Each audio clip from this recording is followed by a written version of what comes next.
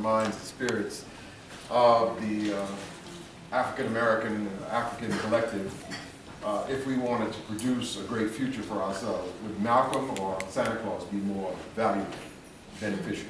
What do you say? What would be more beneficial to infuse into the hearts and minds and spirits of our children and grandchildren, et cetera, if we wanted to produce a great, vibrant future? It would be Malcolm. Inestimably, it would be Malcolm.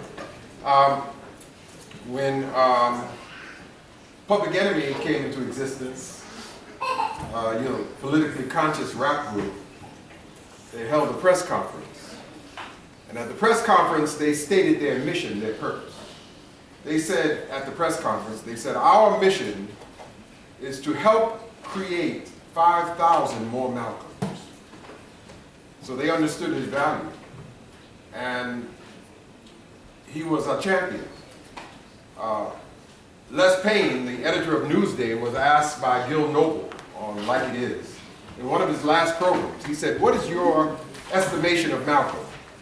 And Les Payne, without hesitation, said Malcolm was the most important American ever born.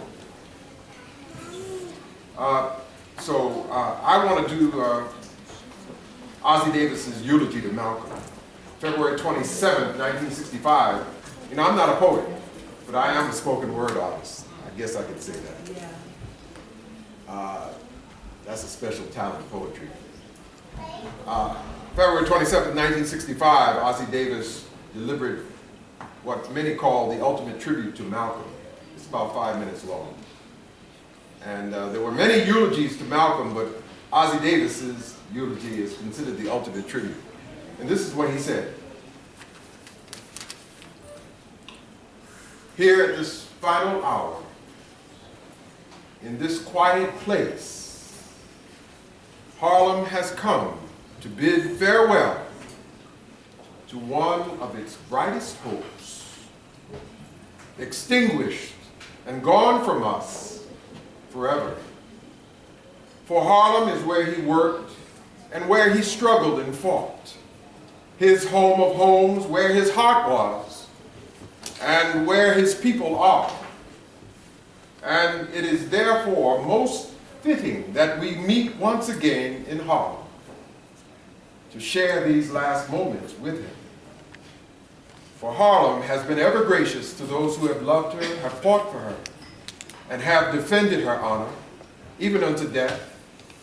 It is not in the memory of man that this beleaguered, unfortunate, but nonetheless proud community has found a braver, more gallant young champion than this Afro-American who lies before us, unconquered still. I say the word again, as he would want me to, Afro-American. Afro-American Malcolm, who was a master, was most meticulous in his use of words. Nobody knew better than he the power words have over the minds of men. Malcolm had stopped being Negro years ago.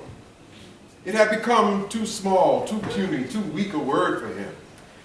Malcolm was much more than that. Malcolm had become an Afro-American. And he had wanted so desperately that all of his people would become Afro-Americans too. There are those who are... It's all right, brother. Take your time. There are those who will ask, who will say, we must flee from Malcolm.